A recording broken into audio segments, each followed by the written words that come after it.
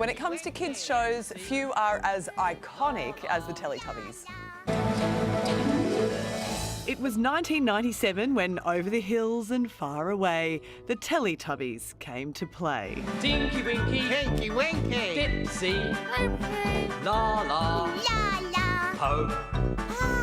The adventures of Tinky Winky, Dipsy, Lala and Po, along with their friends, were adored by millions around the world. The lovable and colourful characters would go on to build a billion-dollar empire, airing in over 120 countries, sparking spin-offs and reboots.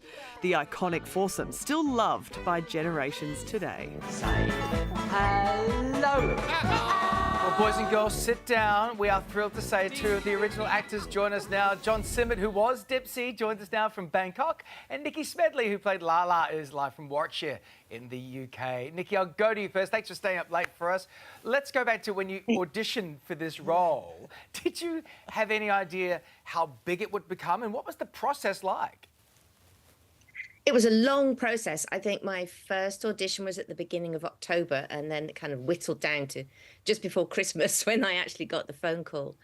And in terms of whether I thought it would be big, you know, as part of the audition process, Anne Wood, the big boss of Ragdoll and the woman who co-created the show, she came in to tell us what it was she was trying to do. And she spoke with such passion and eloquence and integrity. I had a suspicion. Right. That it might be massive. Massive and magic, and it still lives on. You've got a live show, Nikki, called Confessions of a Teletubby. So what are the secrets? What are you divulging from behind the scenes?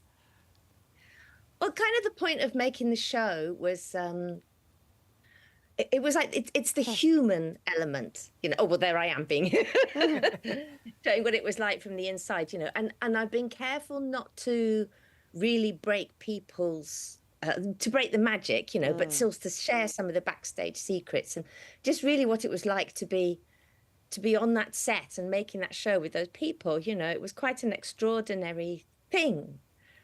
Yeah. And so I wanted to share some of that. I should say, by the way, it's definitely for grown-ups, this show. It's not a kid's show. Okay, good. We'll bear that in mind. You should tour this to Australia soon. But, John, thanks for being with us this morning. So many people grew up with this. How does it feel when you hear back from fans now? It's weird and humbling at the same time. You have, normally Instagram is where they come to you, and they come to you via the inbox, but also in your spam. So you have to check your spam from time to time, which I don't know often. And then you're going there, and there'll be loads of people saying, "You made my childhood wonderful, thank you," which is great. I mean, genuinely great. And you feel, what do I say to that? You know, how do you tell someone you've never met that you're pleased that their childhood was wonderful? I am, by the way, in those many thousands of cases, I am pleased, but I'm still working, even as a stand-up comedian, on having an appropriate response. Wow. Well, you know, the voices were so iconic. They are still iconic. There were even some controversies early on where people thought that maybe the show would encourage kids to speak gibberish because that was the style of the show. But guess what? Newsflash, generations of kids have grown up and they don't speak gibberish. But can you still do Dipsy's voice? Is that still within you? After just 3 hours sleep and 24 hours on a plane, I'll give it a go. Okay, I'll be back. Okay. There you go. I was just a sampling. I normally do bring to my furry godfather, which is what I call him. It's quite the vocal drop and octave drop down, isn't it? Yeah. when Dipsy hits puberty, it's quite big. Look, Nikki, kids today, like I know that Sylvia's kids are watching Teletubbies again. It just comes back around again. Are you sort of proud that this legacy keeps going and going?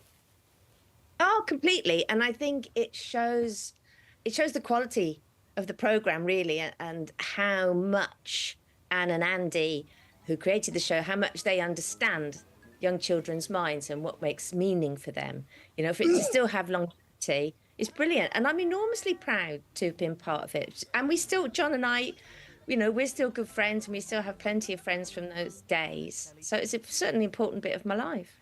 John, where are the suits? Do you still have one? I have hands. The suit was the most... I like clothes, by the way, but the suit was by far the most expensive suit I've ever worn. I think nearly 30 grand, but I can still fit into it, but I don't have access to it. I do have the hands at home, and I always have to drop a line at this point and say, big up boy fan Lee, who played Poe, Big up Simon Shelton also, late Simon Shelton, who played Tinky Winky. We were just part of a very important foursome. And of course, not forgetting Dave Thompson. Also, not to mention these, it was all of us, you know, and as Nicky has already said, Anne Wood, who came up with the idea, and Andy Davenport, they were visionary. I mean, their work has lasted the test of time. So, yeah, we're humbled and weirded out at the same time. Yeah. Well, it's a delight to have you both on. I know it's different time zones. It's really tough to get you both together, but Thank we you. do appreciate it. You have a lot of fans here. And, Nikki, you definitely got to bring that show down under. I think it would go off. Oh, I'd love to. I'd really love to. I think it would be fantastic fun. It would be. I love Australia. We'll be there. Thanks, both of you. Thank Lovely you. to see Take care.